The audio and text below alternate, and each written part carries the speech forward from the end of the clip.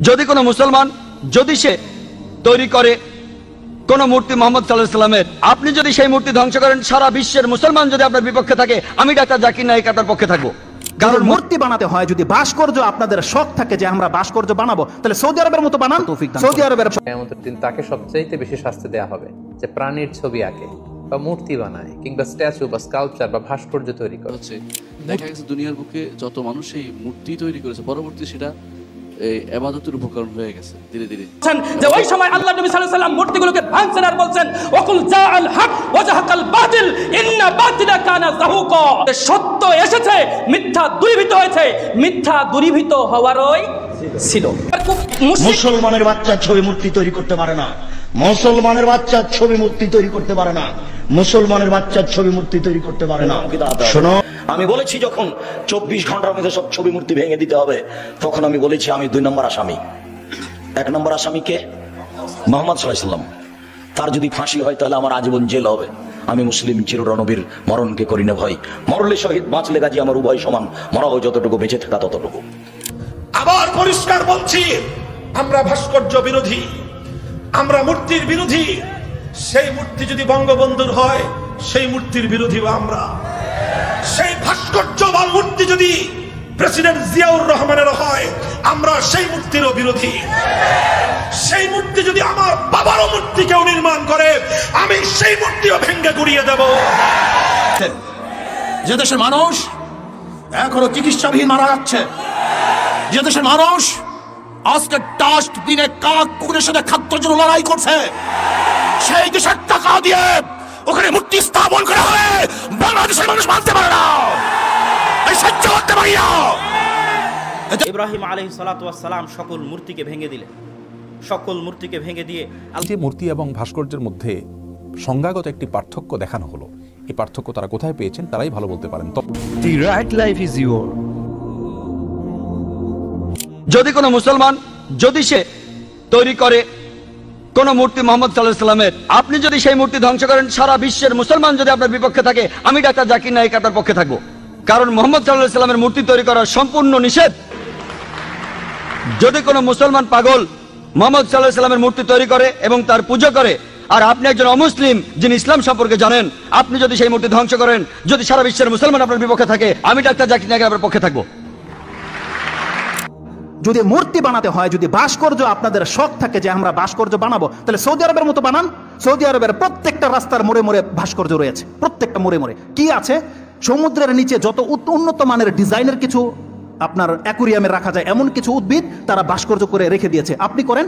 এমনকি আপনাকে আল্লাহর পক্ষ থেকে অনুমতি দেওয়া হয়েছে যে আপনি কিসের ভাস্কর্য বানাতে পারেন। আব্দুল ইবনে আব্বাসের আরেকটা হাদিস নিয়ে নেন, এটাও ইমাম বুখারী রাহিমাহুল্লাহ এবং ইমাম মুসলিম কোট করেছে, যেটা আমি আজকে ফেসবুকে স্ট্যাটাস দিয়ে দিয়েছি। 2225 2225 নম্বর হাদিস বুখারীতে এবং ইমাম মুসলিম 5433 নম্বর হাদিসে আব্দুল ইবনে আব্বাস এক ব্যক্তিকে বলছে, যদি একান্ত তোমাকে কিছু বানাতেই হয়, একান্ত কিছু তোমাকে আঁকতেই হয়, বিহাযিহি শাজারা, এই যে যতগুলো গাছ দেখতেছো এই গাছ তুমি আঁকো, হাযিহি শাজারা এবং কুল্লি শাইইন লাইসা ফীহি রূহুন, এবং তুমি ওই সমস্ত প্রাণীর ভাস্কর্য বানাও যেগুলোকে আল্লাহ রূহ দেয় নাই, আত্মা দেয় নাই মানুষের মতো। পাখি, ঘোড়া, গাধা, ভাগ, মানুষ, এগুলো বানানো যাবে না যেগুলোর প্রাণ দেয়নি আল্লাহ। গাছেরও প্রাণ আছে কিন্তু আমাদের মতো রূহ চলাফেরার মতো দেয়নি। অনুমতি দেওয়া হয়েছে আপনি পাহাড় বানান, আপনি শেখ মুজিবুর রহমান নামে এমন একটা ডিজাইনের একটা কোট বানান তার, যাকে দেখলে বুঝতে পারবে যে এটা শেখ মুজিবুর রহমানের কোট, বা তিনি যেভাবে আপনার কোন একটা তার কিছু প্রিয় জিনিস যেটা দেখলে মনে হবে যেটা তিনি বানান, না করছে কেউ, করেন, আপনার জন্য অনুমতি আছে। তাহলে আব্দুল ইবনে আব্বাস বলছে যদি বানাতে হয় তাহলে তুমি এমন ভাস্কর্য বানাও যেগুলোর মধ্যে আল্লাহ প্রাণ দেয়নি। এটা কি আমাদের কোনো জাতীয়তার শত্রুতা? বরং আমরা চাই আল্লাহ সুবহানাহু ওয়া তাআলা কিয়ামতের মাঠে আপনাকে মাফ করে দিক। কারণ এই হাদিসে যে কথাটা বলা আছে, কোনো ব্যক্তি যদি কোনো মূর্তি বানায়, কোনো ব্যক্তি যদি কোনো মানুষের ছবি আর্ট করে হুবহু, কাল কিয়ামতের মাঠে ওকে আল্লাহ ততক্ষণ পর্যন্ত শাস্তি দিতে থাকবে যতক্ষণ পর্যন্ত ও এটার মধ্যে রূহ ফুঁকে দিতে না পারবে। পৃথিবীর কোনো ক্ষমতাবান এমন কোনো ব্যক্তি আছে যে কোনো বস্তুর মধ্যে রূহ দিতে পারে? তার মানে বোঝাতে চাচ্ছে রাসূলুল্লাহ সাল্লাল্লাহু আলাইহি ওয়াসাল্লাম যে এই ব্যক্তি চিরকালের জাহান্নামী, চিরকালের জাহান্নামী। কারণ ও তো কোনোদিন আত্মা দিতে পারবে না, এই মূর্তিতে দিতে পারবে? আর যদি দিতে না পারে ততদিন পর্যন্ত ওর শাস্তি চলতেই থাকবে। তার মানে কি চির জীবনের জন্য ওকে জাহান্নামী করে দেওয়া হয়েছে। আল্লাহ সুবহানাহু ওয়া তাআলা যেন আমাদেরকে বোঝার এবং সেই অনুযায়ী আমল করার তৌফিক দান করে। কিয়ামতের দিন তাকে সবচাইতে বেশি শাস্তি দেওয়া হবে যে প্রাণীর ছবি আঁকে বা মূর্তি বানায় কিংবা স্ট্যাচু বা স্কাল্পচার বা ভাস্কর্য তৈরি করে। মূর্তি প্রসঙ্গে, যে এই যে মূর্তির ব্যাপারটি এখানে বলা হয়েছে যে কিয়ামতের ময়দানে হাদিসের মধ্যে এসছে যে বলা হবে যে মূর্তি তৈরি করলো তাকে সেখানে প্রাণ সঞ্চার করতে বলা হবে। এই প্রসঙ্গে একটু জানতে চাইবো যে মূর্তিকে এইভাবে কেন দেখা হয়েছে আর কি, ইসলাম এতটা গুরুতর অপরাধ বলে কেন ঘোষণা করেছে এই মূর্তির প্রসঙ্গটিকে যদি বলেন। আসসালামু আলাইকুম ওয়া রাহমাতুল্লাহি ওয়া বারাকাতুহু। প্রথমত যে জিনিসটা জানা দরকার যে মুদাহাত খালকিল্লাহ, আল্লাহর সৃষ্টির মতো করে তৈরি করার কারণ এটা বলা হচ্ছে। এজন্য মানজাল্লাযী ইয়াখলুকু কা খালকি হাদিসের অন্য শব্দ আছে, এমন কে যে আমার মতো সৃষ্টি করতে চেষ্টা করে। এই জন্য আল্লাহর সাথে যেহেতু সামঞ্জস্য চেষ্টা করতেছে, মনে করে যে সে সৃষ্টি করবে, এই জন্য আল্লাহ তাআলা তাই শাস্তি দেবে। অন্য হাদিসে এটাই বলা হয়েছে আহিউ মা খালাকতুম, যেগুলো সৃষ্টি করছে সেগুলো জীবন দাও তোমরা, দেখি কিন্তু সৃষ্টি করতে পারো, জীবন দিতে পারো কিনা। তো এই জন্য যেহেতু মুদাহাত খালকিল্লাহ, আল্লাহ তাআলা মানুষ সৃষ্টির মতো করে কেউ যেন কিছু না করে, তার সৃষ্টি তিনিই করেছেন, আর কেউ সৃষ্টি করতে পারে না, প্রাণ দিতে পারবে না, এটাই প্রমাণ করার জন্য কঠোর শাস্তি দিবেন সেদিন তাদেরকে। আরেকটা কারণও আছে, সেটা হচ্ছে দেখা গেছে দুনিয়ার বুকে যত মানুষ এই মূর্তি তৈরি করেছে, পরবর্তী সেটা এই আবাদতের উপকরণ হয়ে গেছে। ধীরে ধীরে আবাদত কিভাবে হয় এটা আমরা জানি, মাথা নোয়াতে হয়, ধীরে ধীরে এটার মধ্যে কিছু দিতে হয়, দিতে ধীরে ধীরে এই মূর্তিগুলো আবাদতের কারণে পরিণত, আবাদতের মাধ্যমে পরিণত হয়েছে। যেমন সুয়া, ইয়াগুস, ইয়ারুক, নাসার, নূহ আলাইহিস সালাতু ওয়াস সালামের সেই কাহিনী আমরা জানি। সেখানেও মূলত প্রথমে মূর্তি তৈরি করা হয়েছিল, পরে সামনে নিয়ে আসা হয়েছে, পরবর্তী জেনারেশন বুঝছে যে কি জন্য কেন করা হলো কিছু জানে না, মনে করছে এদের ইবাদত করা হতো এই জন্য। আজও দেখা যায় বিভিন্ন স্থানে যখন প্রত্নতত্ত্ববিদরা মাটি খোঁড়ে বের করে আনে বিভিন্ন মূর্তি, বলে যে এরা বোধহয় মূর্তি পূজাই করতো। তো বোঝা গেল যে এই জাতীয় জিনিসের যত জমিনে যত শিরক হয় তার উৎপত্তি কিন্তু এই মানুষকে সম্মান করতে করতে অথবা মানুষকে মূর্তি তৈরি করতে একসময় সেগুলোকে ইবাদতে পরিণত করার কারণে হয়। আকাশের যেগুলো সেগুলো কখনো কখনো দুনিয়ার রূপ দেওয়া হয়, যেমন জুপিটার রূপ, বিভিন্ন তারকার রূপ দেওয়া হচ্ছে, জাহারার রূপ দেওয়া হচ্ছে। এগুলো একসময় এই মূর্তি তৈরির মাধ্যমে এই এত বড় শিরকি কাজ অনুষ্ঠিত হয় বলে আল্লাহ শরীয়তে কঠিনভাবে।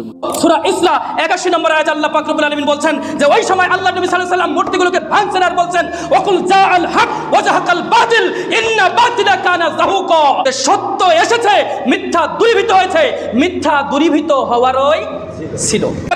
মুশরিকরাও এই অজুহাত খাড়া করেছিল যে আমরা এই মূর্তিগুলোকে উপাসনা করি এই জন্য যে আল্লাহর নৈকট্য হাসিল করার জন্য আমরা কি করি, এই মূর্তিগুলোর উপাসনা করি, এই অজুহাত দিয়েছিল। কিন্তু এদের এই অজুহাত অগ্রাহ্য হয়, এদের এই অজুহাত অগ্রাহ্য হয় এবং এদের রক্ত ওই থেকে হালাল হয়ে যায়। এরপর থেকে যত জিহাদ হয়, যত জিহাদ যুদ্ধ সংগঠিত হয়, বদর, ওহুদ, খন্দক সহ আরো যত জিহাদ সংগঠিত হয়, সব ছিল এই শিরিকের বিরুদ্ধেই পরিচালিত হয়েছিল, শিরিকের বিরুদ্ধেই হয়েছিল। মক্কা বিজয়ের দিন, যেদিন মক্কা বিজয় হয়, আজকে আমাদের সমাজে দেখছেন না, আজকে আমাদের সমাজে মূর্তি তৈরি করতেছে নেতার, মূর্তি তৈরি করতেছে বাবার, মূর্তি তৈরি করতেছে বিশিষ্ট বিশিষ্ট মানুষদের, আর যুক্তি দেয় কি, অজুহাত দেয় কি, এগুলো মূর্তি নয়, এগুলো কি ভাস্কর্য, এগুলো মূর্তি নয়, এগুলো কি ভাস্কর্য। মক্কার ভিতরে কতটা মূর্তি ছিল জানি আমরা? 360, নির্ভরযোগ্য সূত্রে 360 জনের কথা বেশিরভাগ বলা হচ্ছে। তো এই যে 360টি মূর্তি, যেদিন এই মূর্তি মূলত কি, এই মূর্তি মূলত হচ্ছে কি লাত, উজ্জা, হবল, এরা কারা? আর যাদের মূর্তি ছিল অনেকগুলি মূর্তি, সব যে সমস্ত নেতা ছিল তাদের বড় বড় নেতা, এই নেতাদের মূর্তি তারা বানিয়ে তাদের ওসিলা করে তারা আল্লাহর নৈকট্য হাসিল করার চেষ্টা করত।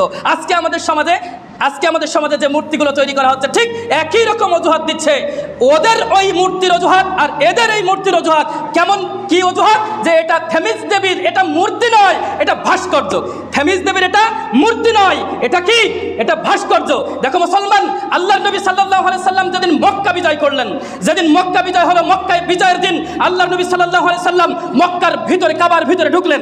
কাবার ভিতরে ঢুকে এই যে মূর্তিগুলো ছিল সমস্ত মূর্তিকে ভেঙে চুরে ধূলিসাৎ করে দিয়ে পানি দিয়ে ধুয়ে দিয়েছিল আর বলেছিল, সূরা ইসরা 81 নম্বর আয়াতে আল্লাহ পাক রব্বুল আলামিন বলছেন যে ওই সময় আল্লাহ নবী সাল্লাল্লাহু আলাইহি সাল্লাম মূর্তিগুলোকে ভাঙছেন আর বলছেন ওয়াকুল জাআল হক ওয়া জাহাকাল বাতিল ইন্না বাতিলা কানা যাহুকা, সত্য এসেছে মিথ্যা দূরীভূত হয়েছে, মিথ্যা দূরীভূত হওয়ারই ছিল। এই কথা বলেছে এবং মূর্তি ভেঙেছে। আমরা যখন, আলেম ওলামা যখন এই মূর্তির বিরুদ্ধে কথা বলছে, মূর্তি পূজা থেকে দূরে রাখতে চাচ্ছে, শিরকের বিরুদ্ধে যখন কথা বলছে, তখন আলেম ওলামাদের উপরে আমাদের সমাজে আমরা দেখতে পাচ্ছি জুলুম, নির্যাতন, জেল। আমরা কখনো ভাবি নাই। আমরা ঠিকই মুসলমান দাবি করি, ঠিকই সালাত আদায় করি, ঠিকই সিয়াম পালন করি, ঠিকই হজ করি, ঠিকই দান সদকা করি, কিন্তু ঠিকই আল্লাহ পাক রব্বুল আলামিন যে বলেছেন সূরা ইউসুফ 106 নম্বর আয়াতে, ওমা ইউমিনু আকতারুহুম বিল্লাহি ইল্লা ওয়াহুম মুশরিকুন, অধিকাংশ মানুষ ঈমান আনয়ন করার পরেও তারা মুশরিক। বোঝেন এই কথা? অধিকাংশ মানুষ ঈমান আনয়ন করার পরেও তারা কি মুশরিক। কেন মুশরিক? যখনই ও ঈমান আনয়ন করেছে আল্লাহর উপরে, কবরে গিয়েছে, মাজারে গিয়েছে, গিয়ে ও কি করেছে? চাইছে কবরের কাছে যাচ্ছে, মাজারের কাছে যাচ্ছে, পীরের কাছে যাচ্ছে, মরা পীর, জেতা পীর, এগুলো যারা আছে এদের কাছে যাচ্ছে ওয়াসিলা হিসাবে। যখনই ও ওখানে গেল, সঙ্গে সঙ্গে কি হয়ে গেল? ও মুশরিকে পরিণত হয়ে গেল। অল্প দিন বাঁচতে এসে শিরক করে বেঁচে থাকার কোনো সুযোগ নেই। যখন মক্কা বিজয়ের দিন তিনি কাবা ঘরে ঢুকলেন, কাবা ঘরে 360টি মূর্তি ছিল। ফাজালায়ান ওতোহা বেউদিন আল্লাযী ফি ইয়াদিহি, যে হাতে তার, যে লাঠি তার হাতে ছিল, সে লাঠি দিয়ে মূর্তিতে আঘাত করতে লাগলেন, ভাঙতে লাগলেন এবং মুখে বলতে লাগলেন, জাল হক, এসেছে সত্য, ওয়াজহাকাল বাতিল, চলে গেছে মিথ্যা, ইন্নাল বাতিলা, নিশ্চয় মিথ্যা, কানা যাহুকা, চিরদিন মিথ্যা। এই বলে সব লাঠি দিয়ে বাপের মূর্তিকে ভেঙে একাকার করে দিল। মুসলমানের বাচ্চা ছবি মূর্তি তৈরি করতে পারে না, মুসলমানের বাচ্চা ছবি মূর্তি তৈরি করতে পারে না, মুসলমানের বাচ্চা ছবি মূর্তি তৈরি করতে পারে না। শোনো বাঙালি, আমি শহীদ, বেঁচে থাকি গাজী, মরাও যতটুকু, বাঁচাও ততটুকু, মরলে শহীদ, বাঁচলে গাজী, জেল যতটুকু, সেল ততটুকু, বাইরে যতটুকু, ভিতরে ততটুকু, শুলি যতটুকু, ফাঁসি ততটুকু। আমি মুসলিম চিররণবীর, আমি মরণকে করি না ভয়। আমি মূর্তি ভাঙার জন্য জন্ম নিয়েছি, মূর্তি গড়ার জন্য নয়। আমি ছবি মূর্তি ভাঙার জন্য জন্ম নিয়েছি, আমি গড়ার জন্য জন্ম নিইনি। ইব্রাহিম আলাইহিস সালাম আমার পিতা মূর্তি ভেঙে দিয়েছেন। আমার নবী মুহাম্মদ সাল্লাল্লাহু আলাইহি সাল্লাম কাবা ঘরে ঢুকে বাপের মূর্তি ভেঙে চৌচির করেছেন। তাই তো তিনি বললেন, জাল হক, এসেছে সত্য, ওয়াজহাকাল বাতিল, চলে গেছে মিথ্যা, ইন্নাল বাতিলা, নিশ্চয় মিথ্যা, কানা যাহুকা, চিরদিন মিথ্যা। এই বলে লাথি মেরে ইব্রাহিম আলাইহিস সালামের ছবি মূর্তি, ইসমাইল আলাইহিস সালামের ছবি মূর্তি, ঈসা আলাইহিস সালামের ছবি মূর্তি, পিতার ছবি মূর্তিকে ভেঙে চুরে খান খান করে দিলেন। তাই তো আমাদের নবী মুহাম্মদ সাল্লাল্লাহু আলাইহি সাল্লাম আলীকে বললেন, আলী লা তাদুতিন সালাম ইল্লা তামাস্তাহু, আলী তুমি ছাড়বে না কোনো ছবি মূর্তি, সবকে ভেঙে চুরে খান খান করে দাও, চৌচির করে দাও। আলী তুমি ছাড়বে না কোনো উঁচু কবর, সবকে ভেঙে সমান করে দাও। শুনুন, আপনি যদি খাজা মঈনুদ্দিন চিশতির কবর ভাঙতে না পারেন, তাহলে আপনার ছেলে ভাঙবে। আপনার ছেলে যদি খাজা মঈনুদ্দিন চিশতির কবর ভাঙতে না পারে, তার ছেলে পারবে। কেউ যদি ভাঙতে না পারে, যেদিন ঈসা আলাইহিস সালাম আসবেন, সেদিন লাঠি মেরে কবরকে ভেঙে চৌচির করে দিবেন কাপুরুষ। সেদিন তোমার বাপ ঠেকাই জানো, সেই দিনের তুমি অপেক্ষায় থাকো। মনে রাখো, উঁচু কবরকে ভেঙে সমান করতে হবে, এটা আমাদের নবীর কঠোর আদেশ। ছবি মূর্তিকে ভেঙে চৌচির করে দিতে হবে, এটা আমাদের নবী মুহাম্মদ সাল্লাল্লাহু আলাইহি সাল্লামের কঠোর আদেশ। মুসলমানের বাচ্চা ছবি মূর্তি তৈরি করতে পারে না, মুসলমানের বাচ্চা ছবি মূর্তি তৈরি করতে পারে না, মুসলমানের বাচ্চা ছবি মূর্তি তৈরি করতে পারে না। শোনো বাঙালি, কাপুরুষ হয়ে গেলে কেন? জাতির জন্য তুমি বোঝা হয়ে গেলে কেন? তোমার চোখের সামনে রবি ঠাকুরের গান আসলো কেন? তোমার অ্যাসেম্বলিতে ক্লাসের সূচনায় রবি ঠাকুরের গান হবে কেন? তুমি যদি গান বানাতে না পারো, তাহলে তুমি নজরুলের গান ধার করো। নজরুল বলছেন, বর্ধমান জেলার চুরলিয়া গ্রামে মুসলমানের বাচ্চা নজরুল জন্ম নিলেন, ওই গানকে তুমি বাছাই করে নাও। কি গান? চল চল চল ঊর্ধ্ব গগনে বাজে মাদল, থাকবো না বদ্ধ ঘরে, এগো এবার জগৎটারে। কত সুন্দর, একেবারে জোরালো গান, যে গান ছেলেদেরকে সামনের পথে নিয়ে যাবে। তুমি রবি ঠাকুরের গান বাছাই করলে কি করে কাপুর সন্তান? তুমি কি করে শিরকের নিকটে মাথা নত করলে? তুমি কি করে ভোট কেন্দ্রে যাও? সম্মানিত দিনী ভাই, বলছিলাম জন্ম নিয়েছি ছবি মূর্তি ভেঙে দেওয়ার জন্য, ছবি মূর্তি গড়তে আসেনি। শুনুন, কোন হিন্দু খায়ার আস্তানায় গিয়ে আপনি ছবি মূর্তি ভাঙতে পাবেন না। আপনি এটা করলেন কেন, সেটা হচ্ছে আপনার সাথে কথা। আপনি জানেন না যে আমি মুসলমানের বাচ্চা? আপনি ভুলে গেছেন? আপনি ভুলে গেছেন যে আমি মুসলমানের বাচ্চা? আপনি ভুলে গেলেন? আপনি কেন ভুলে গেলেন নিচের পরিচয়? যুবক, তুমি কেন কাপুরুষ হয়ে গেলে? তুমি বীর পুরুষের ঘরে জন্ম নিয়েছ, তুমি বীর পুরুষ হয়ে বেঁচে থাকো। তুমি ভোট কেন্দ্রে যাও না, তুমি ছবি মূর্তিকে মূল্যায়ন করিও না, তুমি ছবি মূর্তি রাস্তা রাস্তায় ঝুলাইও না, তুমি তোমার নেতা নেত্রীর ছবিকে কাঁধে করে এইভাবে ছুটো না। তুমি এইভাবে চলে তাহাজ্জুদ পড়ে জান্নাত কিনতে পারবে না। তুমি যদি তার মূর্তি ভেঙে দাও তাহলে ও তোমার আল্লাহকে গালি দিবে। তুমি তার মূর্তি ভাঙতে যাও না, তুমি তাকে দাওয়াত দাও। তুমি কোনো হিন্দুর ঘরে গিয়ে তার ছবি ভাঙতে পারো না, তুমি তোমার ঘরের ছবি মূর্তি ভাঙো। এই জন্য তুমি জন্ম নিয়েছ।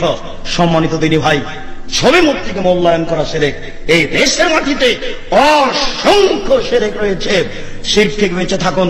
পাপের জগতে সবচেয়ে বড় পাপ। আলী ছাড়বে না কোনো ছবি মূর্তি, সবকে ভেঙে খান খান চূর্ণ করে দাও। আলী তুমি ছাড়বে না কোনো উঁচু খবর, সবকে ভেঙে সমান করে দাও। কে এমন মায়ের বেটা আছে যে মায়ের বেটা দলিল নিয়ে আমার মুখের উপরে কথা বলতে পারে? আপনাকে আমি হিসাবই করি না, কেননা আমি তো আমার কথা বলিনি, মোহাম্মদ সাল্লাল্লাহু আলাইহি ওয়াসাল্লাম কথা বলেছেন, তাই বলছি। আপনাকে দাঁড়াতে হলে মোহাম্মদ সাল্লাল্লাহু আলাইহি ওয়াসাল্লামের মুখোমুখি দাঁড়াতে হবে। আমি বলেছি যখন 24 ঘন্টার মধ্যে সব ছবি মূর্তি ভেঙে দিতে হবে, তখন আমি বলেছি আমি 2 নম্বর আসামি। 1 নম্বর আসামি কে? মোহাম্মদ সাল্লাল্লাহু আলাইহি ওয়াসাল্লাম। তার যদি ফাঁসি হয় তাহলে আমার আজীবন জেল হবে। আমি মুসলিম চিররণবীর, মরণকে করি না ভয়। মরলে শহীদ, বাঁচলে গাজী, আমার উভয় সমান। মরা হয় যতটুকু, বেঁচে থাকা ততটুকু। মরলে জান্নাতি, বাঁচলে অজানা। আমি কোনো আমি 1 নম্বর আসামি নই, আমি 2 নম্বর আসামি। 1 নম্বর আসামি কে? মুহাম্মদ সাল্লাল্লাহু আলাইহি সাল্লাম। জেল, ফাঁসি দিয়ে দেন তার। মরা মানুষের ফাঁসি ঘোষণা হয়, হাইকোর্টে ফাঁসি ঘোষণা দিয়ে দিতে হবে। মুহাম্মদ সাল্লাল্লাহু আলাইহি সাল্লামের ফাঁসি ঘোষণা দিলাম আমি জজ। তিনি একবারে জোরালো ভাবে আদেশ করছেন, জোরালো ভাবে আদেশ। আলী ছাড়বে না কোনো ছবি মূর্তি, সবকে ভেঙে খান খান চূর্ণ করে দাও। আলী তুমি ছাড়বে না কোনো উঁচু খবর, সবকে ভেঙে সমান করে দাও। এই যে এখানে সব কবর উঁচু হচ্ছে, এখানে কবর, আবার মুক্তিযোদ্ধা কবর। কি দেখাচ্ছেন আপনি কবর পাকা করে? অসম্ভব। মুহাম্মদ সাল্লাল্লাহু আলাইহি ওয়াসাল্লাম বলেছেন আদেশ। কে এমন মায়ের বেটা আছে যে মায়ের বেটা দলিল নিয়ে আমার মুখের উপরে কথা বলতে পারে? ক্ষমতা দিয়ে কথা বলা একেবারেই সহজ। আমি আপনারা যাক নিঃস্ব মানুষ, আমার বংশীয় ক্ষমতা নাই, আমি কোনো দল সংগঠন করি না, আমার দলেরও ক্ষমতা নাই, আমার বংশেরও ক্ষমতা নাই, আমার টাকারও ক্ষমতা নাই। যে কোনো সময় আপনি প্রতিশোধ নিতে পারেন, প্রতিশোধ নিতে সমস্যা হবে না। তবে আমি আব্দুর রাজ্জাক বিন ইউসুফ বলছি, মুহাম্মদ সাল্লাল্লাহু আলাইহি ওয়াসাল্লাম বলেছেন উঁচু কবর ভেঙে দিতে হবে। আমরা বঙ্গবন্ধুর বিরোধী নই, আমরা বঙ্গবন্ধুর ভাস্কর্যের বিরোধী। এখানে শাক দিয়ে মাছ ঢাকার অপচেষ্টা করবেন না, শাক দিয়ে মাছ ঢাকবার পায়তারা করবেন না। কথা বলবেন পরিষ্কার ভাষায় বলেন। আবার পরিষ্কার বলছি, আমরা ভাস্কর্য বিরোধী, আমরা মূর্তির বিরোধী। সেই মূর্তি যদি বঙ্গবন্ধুর হয়, সেই মূর্তির বিরোধীও আমরা। সেই ভাস্কর্য বা মূর্তি যদি প্রেসিডেন্ট জিয়াউর রহমানের হয়, আমরা সেই মূর্তিরও বিরোধী। সেই মূর্তি যদি আমার বাবারও মূর্তি কেউ নির্মাণ করে, আমি সেই মূর্তিও ভেঙে গুড়িয়ে দেব। আমার নবী মুহাম্মদ আরবি সাল্লাল্লাহু আলাইহি ওয়াসাল্লাম যেদিন মক্কা বিজয় করলেন, বাইতুল্লাহর ভিতর থেকে 360টা মূর্তি অপসারণ করেছিলেন। এই 360 মূর্তির মধ্যে আল্লাহর নবীর পূর্বপুরুষ হযরত ইব্রাহিম আলাইহিস সালাতু ওয়াস সালাম এবং ইসমাঈল আলাইহিস সালামের মূর্তি ছিল। যে দেশের মানুষ এখনো খোলা আকাশের নিচে ঘুমাচ্ছে, যে দেশের মানুষ এখনো বস্ত্রহীন চলছে, যে দেশের মানুষ এখনো চিকিৎসাবিহীন মারা যাচ্ছে, যে দেশের মানুষ আজকে ডাস্টবিনে কাক কুকুরের সাথে খাদ্যের জন্য লড়াই করছে, সেই দেশের টাকা দিয়ে ওখানে মূর্তি স্থাপন করা হবে, বাংলাদেশের মানুষ মানতে পারে না, সহ্য করতে পারি না। এদেশ কার বাবার দেশ নয়, এদেশ কার দাদার দেশ নয়। আমাদের টাকা দিয়ে মূর্তি স্থাপন করতে দেওয়া হবে না। আন্দোলন করবো, সংগ্রাম করবো, জিহাদ করবো, লড়াই করবো। ভাইয়েরা আমার, কথাবার্তা ক্লিয়ার। যদি আপনি মূর্তি স্থাপন করতে চান, মূর্তি স্থাপনের জায়গা আছে, মন্দির, সেখানে মূর্তি স্থাপন করেন, 1000 মূর্তি স্থাপন করেন। কিন্তু বাংলাদেশের 90% মুসলমানদের ভূমিতে কোন মূর্তি চলবে না, চলতে হবে না। রক্ত দিতে চাই না, যদি দেয়া শুরু করি বন্ধ করব না। রক্ত দিতে চাই না, দেয়া শুরু করলে রক্ত বন্ধ হয় না। মুসলমানের রক্ত কেউ বন্ধ করতে পারে নাই। আমরা সেই খালিদ বিন ওয়ালিদের উত্তরসূরি, আমরা আবু বকরের উত্তরসূরি, আমরা ওমরের উত্তরসূরি, আমরা আলীর উত্তরসূরি, আমরা বদরের হাতিয়ার, আমরা খান্দকের হাতিয়ার, আমরা উহুদের হাতিয়ার। আমরা জাগ্রত হলে আবু জাহেলকে গোটা দুনিয়া থেকে বিদায় না দেওয়া পর্যন্ত মার ছাড়ার প্লেয়ার আমরা নই। ইব্রাহিম আলাইহিস সালাতু ওয়াস সালাম তার পিতাকে এবং তার কওমকে দ্বীনে হক, ইসলাম এবং শিরক মুক্ত দাওয়াত দেওয়ার জন্য আরেকটি ঘটনা ঘটালেন। কি করলেন? ইব্রাহিম আলাইহিস সালাতু ওয়াস সালাম সকল মূর্তিকে ভেঙে দিলেন। সকল মূর্তিকে ভেঙে দিয়ে আল্লাহ সুবহানাহু ওয়া তাআলা পবিত্র কোরআন মাজিদে বলছেন ফাজআলাহুম জুদাদান ইল্লা কাবীরাল্লাহুম, সব মূর্তিকে ভেঙে দিয়ে বড় মূর্তিকে রেখে দিলেন। তারপরে যখন মানুষজন বিভিন্ন দিক থেকে, মেলা থেকে, আয়োজন থেকে ফিরে আসলো, ইবাদত করতে এসে দেখে সব মূর্তি চূর্ণ বিচূর্ণ ভেঙে পড়ে আছে, একটা মাত্র বড় মূর্তি টিকে আছে। তখন জিজ্ঞেস করছে মানুষজন যে কে এই মূর্তি ভেঙেছে। এই ঘটনা আল্লাহ সুবহানাহু ওয়া তাআলা পবিত্র কোরআন মাজিদে আল্লাহ সুবহানাহু ওয়া তাআলা এই ঘটনাও বিস্তারিত বর্ণনা করেছেন। আল্লাহ সুবহানাহু ওয়া তাআলা পবিত্র কোরআন মাজিদে এই ঘটনা বলতে গিয়ে আল্লাহ সুবহানাহু ওয়া তাআলা বলছেন ইসআল কাবীরহুম ইন কানু ইয়ানতিকুন, এই যে বড় যে মূর্তিটা আছে, এই বড় মূর্তিকে তোমরা জিজ্ঞেস করো, এবং আর যে ছোট মূর্তি যেগুলোকে ভেঙে টুকরো টুকরো করে দেওয়া হয়েছে, সেই ছোট মূর্তিকে তোমরা জিজ্ঞেস করো যদি সে কথা বলতে পারে, যদি তার কথা বলার সামর্থ্য থাকে তাহলে তাদেরকে জিজ্ঞেস করো, আর যারা কথা বলতে পারে না তাদের তোমরা ইবাদত কি জন্য করো। এইভাবে ইব্রাহিম আলাইহিস সালাতু ওয়াস সালাম তাদেরকে সেই দিন দাওয়াতি কাজ করলেন। ক্বালা বাল ফাআলাহু কাবীরুহুম হাদা ফাসআলুহুম ইন কানু ইয়ানতিকুন, তাদেরকে জিজ্ঞেস করো যে এই বড়ই এই কাজ করেছে, ইন কানু ইয়ানতিকুন, যদি তারা কথা বলতে পারে। ফারাজাউ ইলা আনফুসিহিম ফাকালু ইন্নাকুম আনতুমুদ যালিমুন সুম্মা নুসিকু আলা রুউসিহিম লাকাদ আলিমতা মা হাউলা ইয়ানতিকুন ক্বালা ফাতা'বুদুনা মিন দুনিল্লাহি মা লা ইয়ানফাউকুম শাইয়্যান ওয়া লা ইয়াদুররুকুম। তখন ইব্রাহিম আলাইহিস সালাতু ওয়াস সালামের কওম বলল, তুমি কি আমাদের সাথে ঠাট্টা মশকরা করছো? তুমি তো জানো এরা কথা বলতে পারে না, এরা উত্তর দিতে পারে না। তখন ইব্রাহিম আলাইহিস সালাতু ওয়াস সালাম বললেন আফাতা'বুদুনা মিন দুনিল্লাহ মা লা ইয়ানফাউকুম শাইয়্যান ওয়া লা ইয়াদুররুকুম, তাহলে তোমরা এমন কিছুর ইবাদত কি জন্য করো যারা তোমাদের সরিষা সমপরিমাণ উপকার করতে পারে না, তোমাদের সরিষা সমপরিমাণ ক্ষতি করতে পারে না, এমনকি নিজেকে পর্যন্ত রক্ষা করতে পারে না। এই রকম প্রতিপালকের তোমরা কেন ইবাদত করো? এই যে মূর্তি এবং ভাস্কর্যের মধ্যে সংজ্ঞাগত একটি পার্থক্য দেখানো হলো, এই পার্থক্য তারা কোথায় পেয়েছেন তারাই ভালো বলতে পারেন। তো যারা বাংলাদেশে বিভিন্ন জায়গায় ভাস্কর্য স্থাপন করার সপক্ষে, তাদের একটা যুক্তি হলো যে ভাস্কর্য স্থাপন না হলে আমাদের মধ্যে চেতনা কিভাবে সঞ্চারিত হবে, কিভাবে আমরা মুক্তিযুদ্ধের চেতনাকে ধারণ করব। তাদের কাছে আমরা বিনীতভাবে প্রশ্ন রাখতে চাই, সারা বিশ্বে যে মানুষটির আদর্শ সবচেয়ে বেশি পরিমাণে চর্চা হয়ে থাকে, যার চেতনাকে সবচেয়ে বেশি সংখ্যক মানুষ সবচেয়ে শক্তিশালী এবং বলিষ্ঠভাবে ধারণ করে এখনও রেখে আছে, যুগ যুগ ধরে, শতাব্দীকে শতাব্দী ধরে রেখে আছে, তিনি হলেন মুহাম্মদ রাসূলুল্লাহ সাল্লাল্লাহু আলাইহি ওয়াসাল্লাম। পৃথিবীতে মুসলিমরা তাঁর কয়েকটি স্ট্যাচু বা মূর্তি নির্মাণ করেছে, ভাস্কর্য নির্মাণ করেছে। প্রিয় দর্শক, এখান থেকে পরিষ্কারভাবে বোঝা গেল যে কোনো চেতনাকে ধারণ করবার জন্য সেই চেতনা সংশ্লিষ্ট ভাস্কর্য তৈরি করতে হবে, নির্মাণ করতে হবে, এই যুক্তি একেবারেই খোঁড়া যুক্তি। বরং বহু ভাস্কর্য পৃথিবীতে এখনও আছে, যে ভাস্কর্যগুলো যাদের রয়েছে তাদের সম্পর্কে মানুষ জানেও না। চেতনা ধারণ করা তো অনেক পরের কথা। যারা ভাস্কর্যকে বাংলাদেশের আনাচে কানাচে ছড়িয়ে দিতে চান, স্থাপন করতে চান, তাদের আরেকটি যুক্তি হলো যে অনেক মুসলিম দেশেও তো ভাস্কর্য রয়েছে, কই তাদের তো কোনো সমস্যা হচ্ছে না। ইন্দোনেশিয়া মুসলিম দেশ, সেখানে অনেক ভাস্কর্য রয়েছে, তাহলে আমাদের দেশে সে ভাস্কর্য থাকলে সমস্যা কোথায়? হুজুররা কেন বাধা দিবেন? এর উত্তর হলো যে ইন্দোনেশিয়াতে কোনো কোনো রাজ্যে ইসলামী শরিয়া পর্যন্ত চালু আছে। আপনি কি সেটিকে বাংলাদেশে আমদানি করার, সেটাকে বাংলাদেশে চালু করার সপক্ষে অবস্থান নেবেন? নিশ্চয়ই নেবেন না। তাহলে যে সমস্ত তথাকথিত প্রগতিশীল বন্ধুরা যারা মুসলিম দেশগুলোর কোনো বাজে দৃষ্টান্ত থাকলে সেটিকে আমাদের দেশে আমদানি করার কথা বলে, সেই দেশগুলোর কোনো ভালো দৃষ্টান্ত থাকলে সেটিকে আমদানি করার কথা তো কখনো বলেন না। এখান থেকে বোঝা গেল তারা সুস্পষ্টভাবে সুবিধাবাদিতার অবস্থানে রয়েছেন, স্বার্থপরতার অবস্থান রয়েছেন।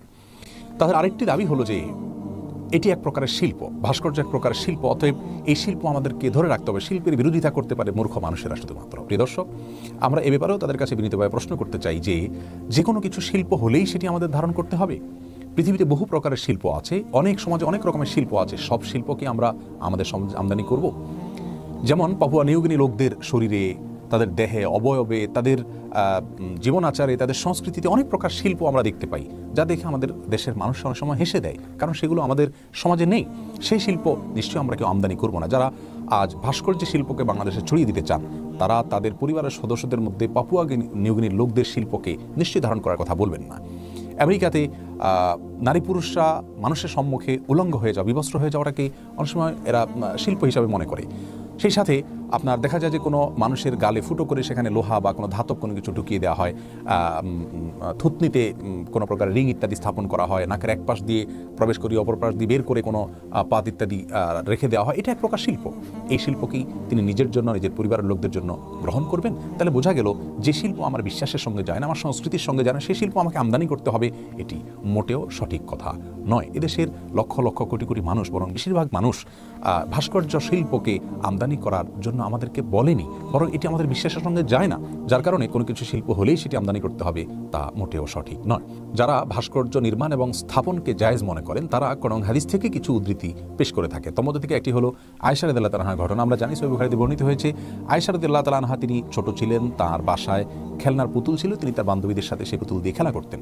প্রিয় নবী সাল্লাল্লাহু আলাইহি সাল্লাম সেটিকে অনুমোদন করেছেন, কখনো তিনি বাধা দেননি। তাদের দাবি হলো নবী সাল্লাল্লাহু আলাইহি সাল্লামের বাসায় যদি পুতুল থাকতে পারে তাহলে সে পুতুলেরই বড় আকৃতির পুতুল, সেটি বাহিরে থাকতে অসুবিধা কোথায়? এর উত্তর হলো ছোট বাচ্চাদের জন্য খেলনা হিসাবে পুতুল রাখা জায়েজ।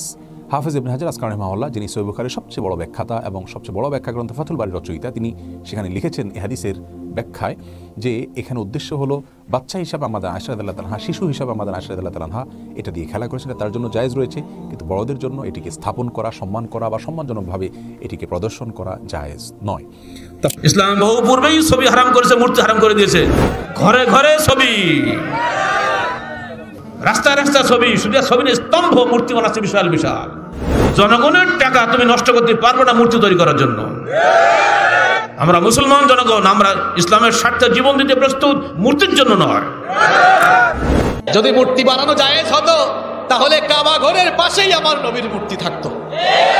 কয়েকজন জাহেল ছাড়া এই দেশে কোনো আলেম কোনোদিনও মূর্তি বা ভাস্কর্যের পক্ষে কথা বলবে? জিয়াউল হাসানকে তো আমরা আলেমও বলতে পারি না, কারণ যেই লোকটা আল্লাহর পবিত্র ঘর কাবাকে স্ট্যাচু বা মূর্তি বলেছে, সে আর যাই হোক কখনো কোনো আলেম হতে পারে না। পৃথিবীতে ভাস্কর্য আগে এসেছে, মূর্তি পূজা পরে এসেছে। এই ইতিহাস জানতে হবে। নূহ আলাইহিস সালামের কওমের 5 জন প্রসিদ্ধ মানুষ দুনিয়া থেকে বিদায় হওয়ার পর এদের পরবর্তী প্রজন্মের মানুষগুলো ওই 5 জন লোকের ভাস্কর্য বানিয়েছিল। 5 জন লোকের ভাস্কর্য বানানোর পর সেই লোকগুলোর নামও বলে দিচ্ছি, আপনি কোরআন খুলে দেখবেন, সব কোরআনে আছে। যারা ছবি অঙ্কন করে বিনা প্রয়োজনে, মজবুর না, বাধ্য করা হচ্ছে না, আর ছবি অঙ্কন করে, শখের ফুল ছবি আর শখের ছবি বিশেষ করে লটিয়ে রাখে, ঝুলিয়ে রাখে, আর যারা এই ছবির ব্যবসা করে আবার ছবি তোলে, এই পেশা যারা করে, এই এক ধরনের লোকদের এই ব্যবসা হয়ে গেছে, ওইটাই রিজিক তার। কঠোর শাস্তি তাদের জন্য রয়েছে। এই মর্মে অনেকগুলি হাদিস রয়েছে, সহিহ বুখারী মুসলিমের হাদিস, অনেকগুলি রিয়াজুস সালিহিন কিতাবে উল্লেখ করা হয়েছে, আর অন্যান্য হাদিসে তো আছেই। মূর্তি বানানো সম্পর্কে ইসলাম কি বলে?